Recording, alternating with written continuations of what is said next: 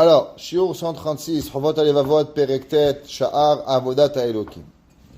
Vayomer HaSechel, Zot HaSiba Amitit, Shel Bo'ech LaOlam Hazeh Izot.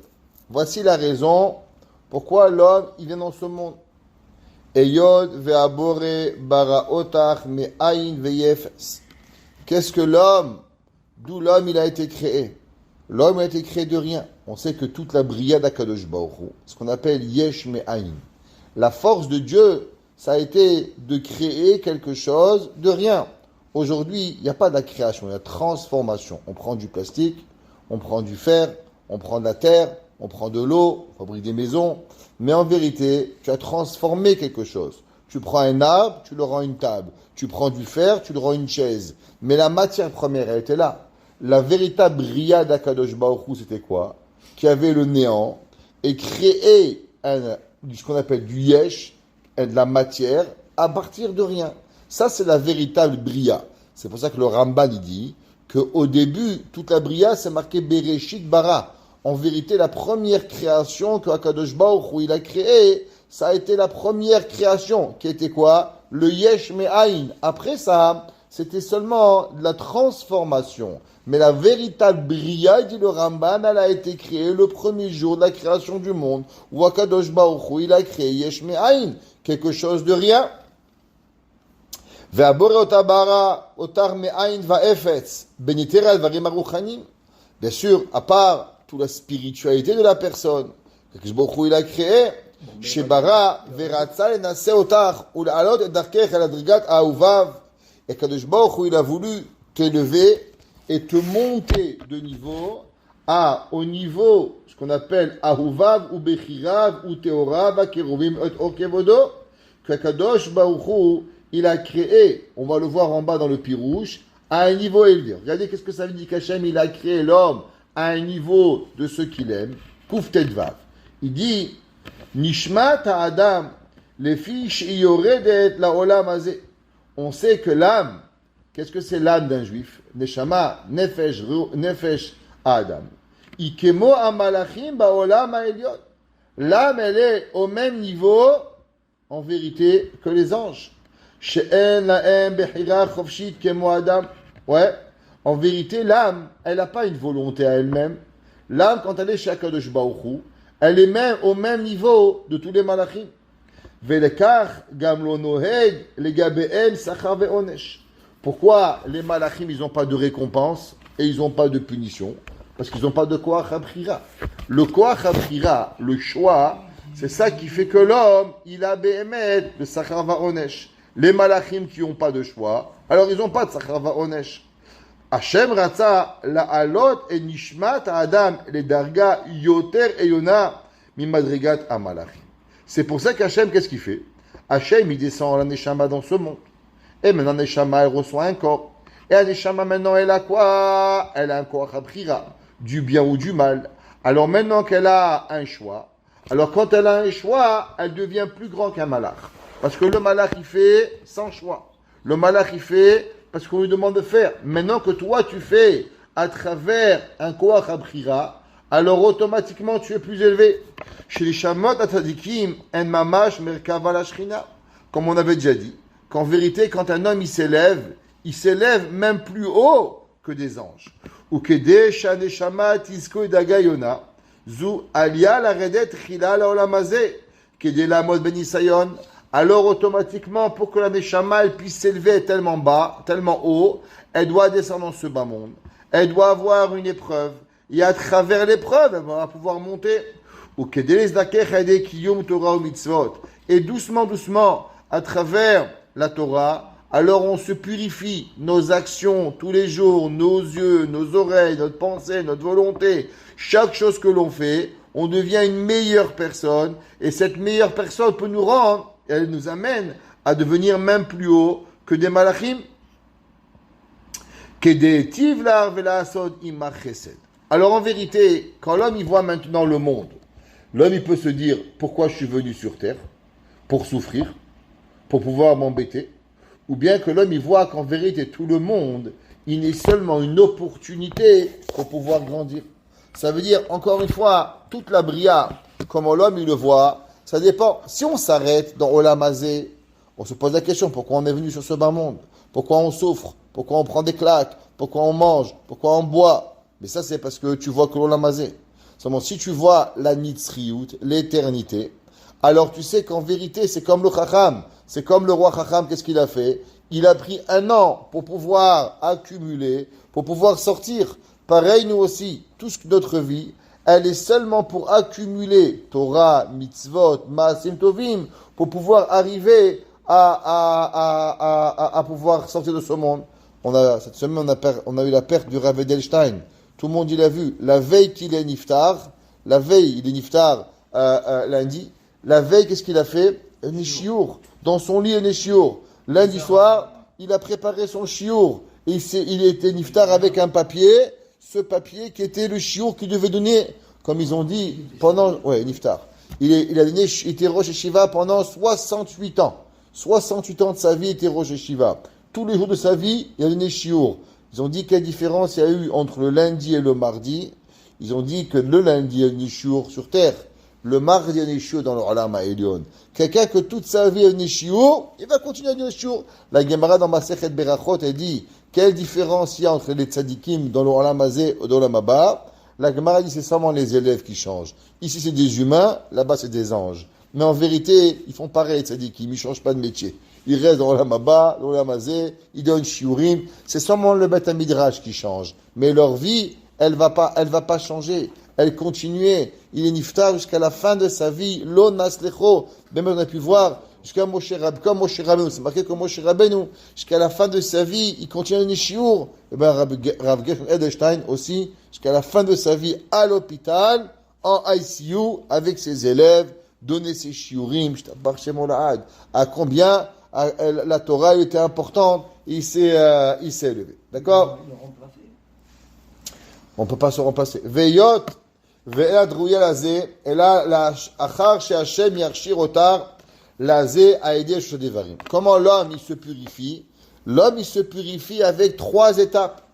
Echad, shiasir mimech et mesach aiveled ve'irla bechochmato. La première chose, pourquoi la première bracha qu'on fait, on dit Baruch Ata Hashem mechayem etim, Baruch Ata Hashem amelech hakadosh, les 3 premières brachot qui parlent d'Akadosh Baruch Hu. C'est quoi la première bracha qu'on demande à Kadosh Baruch Hu? Ata chonen le'adam da'at, u'melam ve'elosh bina, ve'chonen mitcha, chokhma bina vadat, Baruch Ata Hashem chonen da'at. Pourquoi c'est la première bracha on demande la chokhma? Pourquoi on ne demande pas la santé? Pourquoi on ne demande pas la parnassa? Pourquoi on ne demande pas la tchouva? Pourquoi on ne demande pas le pardon? Pourquoi la première bracha qu'on demande, c'est la chokhma? La réponse, c'est parce que s'il n'y a pas de chokhma, tu ne veux même pas savoir que tu fais des erreurs. Comment tu vas savoir que tu fais du bien ou du mal si t'es bête? Une vache, elle broute de l'herbe. Elle ne se pose jamais la question pourquoi je broute de l'herbe. La vache, elle ne s'est jamais posé la question pourquoi je ne suis pas devenu un lapin, pourquoi je ne suis pas un mouton, pourquoi je ne suis pas un cheval. T'es une vache. Elle ne se pose pas la question. Le crapaud, il ne se pose pas une question pourquoi je suis un crapaud, pourquoi je suis moche. Il ne sait pas ce que c'est le beau et le moche. Un crapaud, c'est un crapaud. Il reste un animal. La première chose que l'homme il doit savoir, qu'en vérité, la bêtise, elle est tellement grande que l'homme ne peut pas imaginer. Par exemple, prenez, aujourd'hui il y a une grande maladie. Ouais, c'est quoi la maladie? La maladie, c'est que la Torah, elle donne par principe que l'homme, il doit toujours avoir un modèle. Ve'ayu enecha ro'ot et morecha. La Torah donne un principe que l'homme, il doit toujours avoir regardé un homme plus grand que toi. Ça veut dire que Akadosh Baruch Hu, il a créé qu'il existe dans le monde un concept qu'il y a certaines choses que tu ne peux apprendre qu'à travers la vision, pas à travers la parole. On sait qu'il y a différents types d'apprentissage. Il y a les auditifs, il y a les visuels, il y a les tactiles. Il y a différentes façons d'apprendre. La Torah dit qu'il y a différentes choses et que tu peux apprendre qu'en regardant. En voyant certaines personnes, comment ils se comportent, alors ça impressionne la personne et que tu peux apprendre. Par exemple, la Torah dit, pourquoi Sota et Nazir, ils sont un à côté de l'autre? La Gemara dit, Kol haroe Sota bikilkula, Yazir atunayain. C'est l'homme qui allait au Beth Amikdash, qui voyait une femme, qui allait boire à cause qu'elle avait fait une avera, alors elle mourait. L'homme qui voyait la Sota, il devait obligatoirement faire certaines choses. Ça veut dire qu'il y a certaines visions qui marquent la personne, et la personne, elle va venir et elle va élever la personne à un niveau, parce que comme tu as vu, tu as été marqué, alors maintenant, il faut faire des précautions. Donc la vision, elle amène énormément à la personne. La Torah, elle dit, Vayu enecha ro'ot et morecha. Il y a un principe toranique de courir, voir, c'est pour ça qu'on doit aller voir un roi, c'est pour ça qu'on doit aller voir même un roi goy, il faut savoir. Pourquoi? Pour comprendre ce que ça représente le royaume. Le Rav Steinman, il a dit, pourquoi aujourd'hui il n'y a plus de Yirat Shamaim? Il a dit, parce que quelque part, on a perdu le principe de la Yira. Il n'y a plus un Melech. Il dit avant, c'est vrai, c'est des rois bizarres, des rois méchants peut-être, mais il y avait le Tsar, il y avait le roi de France, il y avait le roi d'Italie, il y avait de la gloire, il y avait de la richesse. Quand tu voyais un roi marcher avec toute ces ducs, ces duchesses, toute sa cour, ça te faisait comprendre un petit peu c'est quoi Kadosh Baruch Hu. Il y a un inyan d'aller voir un Melech, parce que le Melech, il va venir et il va te donner, il va t'apprendre quelque chose. Aujourd'hui, il y a aussi, par rapport à ce que l'on voit, aujourd'hui, par exemple, il y a l'école des idiots. Si vous voulez savoir c'est quoi l'école des idiots, il y a des écoles des ingénieurs, il y a l'école des fans, il y a l'école des brels, il y a l'école des idiots. Pourquoi? Par exemple, les gens aujourd'hui, ils ont besoin d'avoir un modèle. C'est quoi le modèle? Le modèle, c'est les influenceurs. Les influenceurs des médias, c'est eux. Aujourd'hui, on voit, il y a des gens, toute leur vie, ils ont 1 million, 2 millions, 3 millions, 4 millions de followers. Des gens qui les suivent. Et ces followers-là, sont là, ils font quelque chose, et on les a mis dans des hôtels, on leur fait acheter des voitures. Ce qu'ils font, ça donne des milliers de personnes. Par exemple, les gens, ils vont dans un restaurant, ils ont des followers. Dès qu'ils disent, ah, c'est bon le restaurant, le lendemain, il n'y a plus de place de restaurant. Le restaurant, il est rempli. Il y a des gens, bien sûr des bêtises, il y a des gens, il y a des influenceurs qui vont en voyage. Où ils vont en voyage, on les appelle dans le monde entier. Venez chez notre hôtel, venez ci, venez là. Et pour que les gens, après, ils viennent. Maintenant, si vous allez mesurer le niveau d'intellectualité de ces influenceurs, ça veut dire que c'est tellement, tellement bas, c'est que tu te poses juste une question. Si l'influenceur, il a un QI de 10, alors à combien l'influencé, il est son QI? Ça veut dire que lui, il est le roi des idiots finis. C'est-à-dire si tous les idiots tournaient en orbite, lui, il n'arrêterait pas de tourner, parce qu'il serait le roi des bêtes. Et les 4 millions qui le suivent, ils sont à un niveau de bêtise encore beaucoup plus grand que lui. Ça veut dire que quand tu regardes ça, tu dis mais comment c'est possible qu'il y a 4 millions de personnes qui sont plus bêtes que lui? Parce que si tu laisses influencer par lui, par exemple, tu voyais le Rav Edelstein, quand il a étudié la Torah, tu comprends quand il y avait 250 000 personnes dans sa Levaya, parce que tu vois sa Torah, tu vois sa Chokhmah, tu vois son style de vie, tu vois comment il était imprégnant à Kadosh Baruch Hu, alors tu comprends comment lui, il peut influencer 250 000 personnes. Tu voyais le Rav Chaim Kanievski, qui connaissait tous les troupes de la Torah, tu peux comprendre qu'il peut influencer 1 million de personnes. Comme ils ont dit en Israël quand il est mort, c'est le seul qui a eu 1 million de personnes qui le suivaient, sans même avoir un compte Facebook. Ça veut dire, toi, pour que tu aies 1 million d'influenceurs, il faut que tu aies je sais pas combien de comptes Facebook et de comptes Instagram et de comptes je sais pas quoi. Lui, il avait 1 million d'influenceurs sans avoir même pas un Internet, sans avoir même touché un téléphone de sa vie. Pourquoi? Parce que sa maoud qui il était, alors elle influence sur des gens. Alors je peux comprendre qu'un homme comme ça, il a un niveau intellectuel super élevé, un niveau de tzidkout, de ahava, de yira, de tzadikout, de chesed, alors il peut influencer 1 million de personnes à différents niveaux. Ahava, yira, Torah, yirat shamayim, midot. Mais quand tu vois les influenceurs, qui sont des idiots finis, qu'il y en a la moitié d'entre eux, il y a un nombre incroyable d'entre eux qui finissent par se suicider, parce que tellement leur bêtise, elle est bête. Comment? Ah, je suis parti au restaurant. Ah, c'était bon. Ah, le poulet, c'est meilleur quand c'est cuit. Mais hacham, j'ai besoin de toi pour te dire qu'un poulet, c'est bon, que c'est cuit. Ah, l'eau, elle est froide. Ah, l'eau, elle est chaude. Ah, la piscine, ça rend mouillé. Mais à combien l'homme, il est d'une bêtise humaine à un niveau que tu sais même pas? Et comment c'est possible que ça, c'est eux qui influencent l'humanité? Ça veut dire que chacun d'entre eux, à eux seuls, ils influencent tout le Canada. C'est-à-dire que tu as 10 influenceurs qui sont là et qu'en eux, chacun il a 3 millions, ça veut dire qu'il y a 3 gars, 4 gars qui influencent autant de gens que tout le Canada. Et après, tu te poses des questions, pourquoi il y a des tueries dans toute l'Amérique? Pourquoi il y a des gens qui font des bêtises tellement grandes? Pourquoi? Parce que les influenceurs sont à un niveau de bêtises, à un niveau hors pair. Il dit le Chovot Alevavot.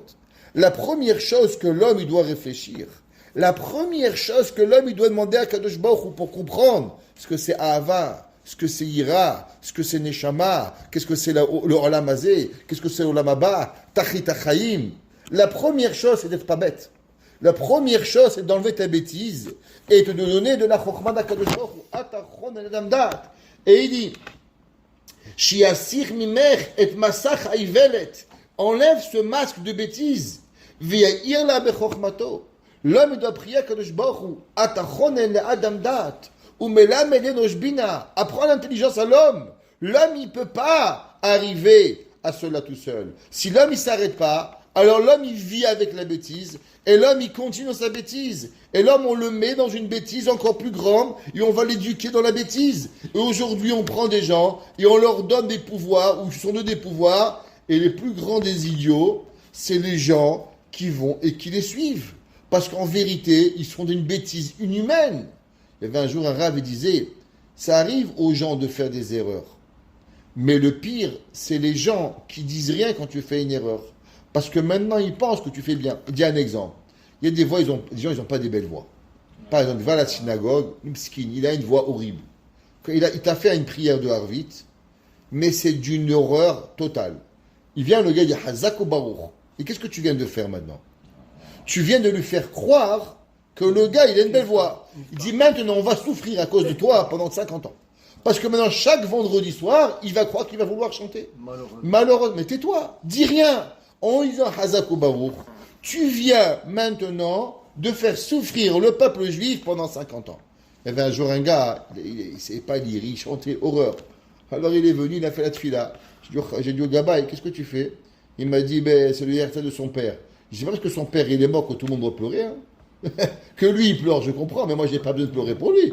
L'horreur de la voix, quand chaque année, il va venir, il va nous faire sa prière, je suis bête qui fait Kali, ça suffit. Où c'est écrit qu'on doit supporter une voix horrible, horreur. Je prie dans une synagogue, mais on a souffert pendant 1 an. Le gars, il avait une voix, tu veux le prendre, tu veux l'accrocher sur le mur. La moitié de la chose s'est vidée pendant 1 an. Pourquoi? Il tenait à faire Shaharit, Mincha, Ma'arir, mais avec sa voix horrible, il dérangeait les oreilles. C'est pas possible. La moitié de la synagogue s'est vidée pendant 1 an. À la fin, le rave dit, mais qu'est-ce qui se passe? Je dis, quoi d'arabe? Écoutez, ce gars-là, trouvez-le un minyan. En plus, il a pris le minyan de 8h15, qui est le minyan le plus important de Mincha Ma'ariv. La choule, il n'y avait plus minyan à la fin. Je dis, Rabbi, qu'est-ce que vous avez fait? Faites-le prier à 1h où il n'y a personne. Faites-le prier à 9h10 dans Zman Rabbenutan si vous voulez. Mais vous le faites prier dans le minyan de Mincha. Les gens ne peuvent pas supporter sa voix. Qu'est-ce que vous allez faire? Il y a un minyan comme ça. Ok? Mais le pire, c'est que quelqu'un qui dit un jour, Hazak ou Baruch. Tais-toi, dis rien du tout. Ça la vie. Ok?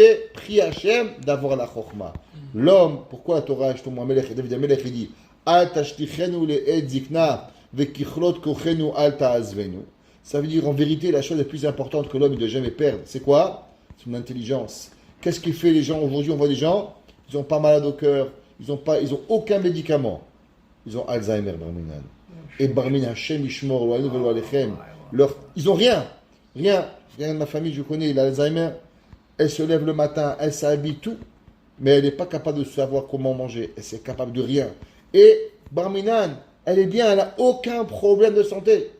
Mais qu'est-ce qu'elle est? Elle ne peut pas se rappeler, elle ne peut pas sortir comme un bébé, comme un enfant de 3 ans. Attache Tichino et Zikna. On a demandé à Kadosh Baruch Hu d'abord d'avoir la sagesse, de comprendre les choses, de se rappeler à chaque moment notre but de notre vie. Deuxième chose. Sheinase veifran otar im tifrari avulato otadifi la amorototo. La deuxième chose, ça veut dire qu'en vérité, l'homme, il doit savoir qu'en permanence, on est dans un test. Tu es dans un test à savoir, est-ce que tu fais le bien ou tu fais le mal. Ça veut dire que toute ta vie, elle n'existe pas à un moment dans ta vie où tu es neutre. Tu es en test permanent de tov et de ra, de bon et de mal, de chaud et de froid. Ça, c'est toute ta vie. C'est comme un homme, il est en test, c'est comme une souris dans un laboratoire. Le moment où on la met, jusqu'au moment où elle va mourir, elle est toute sa vie dans un test. Pareil, nous. Akadosh Baruch Hu nous a mis dans le monde, et à chaque seconde de notre vie, on est testé. Comment tu fais Shabbat, comment tu fais Shacharit, comment tu fais Mincha, comment tu mets tes tefilines, comment tu te comportes avec ta femme, avec tes enfants. Toute ta vie, tu es testé par Akadosh Baruch Hu. Est-ce que tu vas être capable de surmonter l'épreuve? Et chaque seconde de ta vie, elle a une différente épreuve. Dans le bien. Dans le bien, dans le moins bien. Ça, c'est notre vie. La vie, elle est faite que l'homme, il est basé sur des épreuves quotidiennes, à savoir comment on va réagir à chaque moment. Il y a un gars, il va t'insulter, comment tu vas lui parler. Il y a un gars, il va te demander de l'aide, est-ce que tu vas l'aider? Il y a un gars, il va te demander de faire une mitzvah. Tu as le moment d'étudier. Tu as ton patron qui va te dire, s'il te plaît, viens avec moi, on va boire dans un bar. Le bar, il n'est pas cachère. Est-ce que tu vas lui dire? Est-ce que le voisin, il va faire? Il y a toute ta vie. Si tu regardes ta vie, tu es à 100% dans ta vie, dans un monde de tests. Un testeur jour et nuit pour pouvoir arriver. C'est pour ça qu'un jour, il m'a dit, pourquoi les goïms, ils ont l'air plus nachat que les juifs? Je dis bien sûr. Parce que les goïms, ils mangent, ils boivent, ils dorment. Ils ne sont pas là en train de réfléchir aux conséquences. Un goï, il a combien de mitzvot? 7 mitzvot. Tu voles pas, tu tues pas. On va dire qu'il croit en Kadosh Baruch Hu. Tu manges pas Ever Minachai. Tu as un policier qui te surveille. Tu as besoin de ta vie. Nous, à chaque seconde de notre vie, on est sur 613 mitzvot, des milliers de halachot qui sont là à chaque seconde. C'est-à-dire, tu es là, tu es avec ta femme, tu es au parc, tu es là gentiment, tu t'occupes d'elle. Première chose, est-ce que je fais du Kiddush Hashem? Est-ce que je fais du Chilul Hashem? Est-ce qu'il y a une personne qui va venir en face de moi qui est pas tsniout? Est-ce que je dois garder mes yeux? Est-ce que je dois pas garder mes yeux? Comment je parle? Comment je fais? Toute ma vie, elle est gérée sur 613 lois, sur des millions de halachot au quotidien qui va arriver. Tu es en train de parler, après tu regardes, c'est l'heure de Mincha, c'est l'heure de Mariv, à quelle heure j'ai ma Havuta, le goy, il a ni Havuta, ni Mincha, ni Mariv, il peut mettre les pieds sur la table, il peut être... Nous, ça n'existe pas. On est on the show, on est on the run. Toute notre vie, depuis le jour où l'enfant il grandit, il est du matin au soir avec une montre. La montre, elle fait partie de ta vie. Tu es dans la course. Shachrit, Mincha, Mariv, Tfila, Torah, études, Shiur, aller au travail, préparer Pessah, préparer Shavuot, préparer Sukkot. Tu finis Shavuot, dis attends, il arrive l'été, Tisha B'Av, il arrive Rosh Hashanah, Chodesh Elul, où je vais faire mes fêtes, où je vais faire Rosh Hashanah, je vais faire Kippo, mon Sukkot, mon Lulav. T'as travail. Tu finis Rosh Hashanah, t'es à Kippo, tu finis Sukkot, tu prépares Hanouka. Tu es on the run, tu es on the show, tu as un programme. Le temps, il n'y a pas assez de temps pour pouvoir faire. Ça ne jamais sans pour pouvoir faire, pour pouvoir y arriver. Tu finis Baba Kama, tu commences Baba Metsies, Baba Metsies, Baba Batra. Ta vie, elle est là, elle avance quelque part. L'homme, il est dans un test. L'homme, il faut savoir qu'il est dans une vie au quotidien ou à chaque seconde de ta vie. Tu vas aller boire un verre d'eau. Est-ce que l'eau elle est cachère? Est-ce qu'elle n'est pas cachère? Un exemple, c'est tout l'eau, elle est cachère, mais je dis n'importe quoi. Tout ce que tu fais, comment tu manges, tu vas faire un pique-nique. Est-ce qu'il y a de l'eau? Il y a Birkat Amazon, pas Birkat Amazon. Il y a le chiot, il n'y a pas le chiot. Quel bracha avant, quel bracha après? Combien de temps j'ai mangé mes maisonnotes pour pouvoir faire ma bracha? Est-ce que je serai à la Mechia? Ça, c'est la vie d'un juif. On est à 365 jours, 24 heures sur 24, toute la journée, dans un monde test qui nous regarde pour avoir BMF des milliards et des milliards de sakhar par jour. Troisième chose, Shiaser ota ba'olam hazeh aide shiamis alaich et olavodato kede la'alot ota dagat malachim. Maintenant l'homme, il faut qu'il comprenne que tout ça, en vérité, c'est quoi? En vérité, c'est seulement un apprentissage qui dure X montant d'années pour que l'homme il mérite à recevoir, à être un malach, plus qu'un malach. Exemple, en Israël, combien de temps ça prend pour devenir soldat? Ils ont là-bas les 4 mois, ils appellent Touranout, tu arrives là-bas, et pendant 4 mois, tu as un entraînement, c'est pas ils appellent ça, je pense, Touranout. Non, 3 ans de service, mais combien de temps tu apprends pour devenir soldat? Ça prend 3-4 mois, tu as un entraînement terrible, intensif, tu deviens un soldat. Maintenant, il m'a dit, toi, tu veux devenir comment on appelle ça, un gradé, tu veux devenir un officier. Ça ne prend pas 3 mois, ça prend des années. Et quelqu'un, sa fille, elle m'a dit, bon, elle n'est pas très religieuse, elle va devenir ingénieure, elle va devenir, comment on appelle ça, un katsine, elle va devenir un officier spécialisé des produits chimiques en Israël. L'apprentissage prend 3 ans. 3 ans intensifs dans l'armée, 3 ans intensifs à diriger tout ce qui a à voir avec les produits chimiques, les gaz atomiques. 3 ans en Israël. Un entraînement.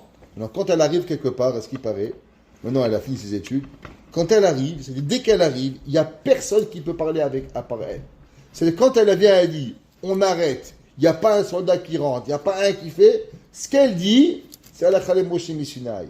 Ça veut dire que quand ils ont peur d'une compagnie, de machin, c'est qu'elle est tellement, pas seulement un officier, c'est un officier super haut gradé, elle a des pouvoirs plus que les ingénieurs, plus que les généraux. Quand les généraux, ils ne savent pas, est-ce qu'il y a un missile chimique, il y a ci, il y a là, ce qu'elle dit, elle décide. Combien ça prend pour devenir comme ça? 3 ans, 4 ans. Ouais, elle a fait des études, elle est partie au secondaire, elle a fait l'école, elle est super intelligente. Alors, ça lui a pris quelques années pour pouvoir y arriver. Maintenant, l'homme, tu comprends qu'au-dessus de toi, il y a un ministre, il y a un premier ministre qui décide des lois, et plus on est au-dessus de toi, et plus on devient. Combien de temps ça prend pour devenir premier ministre? Tu ne sors pas de l'université. Tu vas à l'école, après tu viens à l'université, tu fais des études, après tu deviens un maire d'une petite ville, après jusqu'à ce que tu deviens premier ministre. Ça prend la vie d'un homme. Regarde Biden, il a rêvé toute sa vie d'être président. Ça lui a pris 50 ans de carrière pour devenir président. Ok? Il était vice-président. Ouais. Les Havdil ben Mehav et Elef Avdalot. Pareil pour l'homme. L'homme, il faut savoir que toute sa vie, c'est un apprentissage. Et tout ça, c'est pour pouvoir s'élever à un niveau. Ça veut dire qu'en vérité, l'homme, il est un humain. La Gemara, elle dit, la Gemara dit que l'homme, il ressemble à certaines choses aux humains, aux malachim, et il ressemble à certaines choses à quoi? Aux animaux. Ça veut dire que l'homme, en vérité, il est 50-50. Tu peux élever l'animal qui est en toi à le rendre coulo malach, ou bien tu peux abaisser le malach qui est en toi et le rendre animal. Et toute ta vie, tu as cette balance en toi, tu as ce dilemme, de quel côté je vais balancer. Est-ce que je vais balancer du côté animal ou du côté angélique? Ou est-ce que je vais à gauche ou est-ce que je vais à droite pour pouvoir y arriver?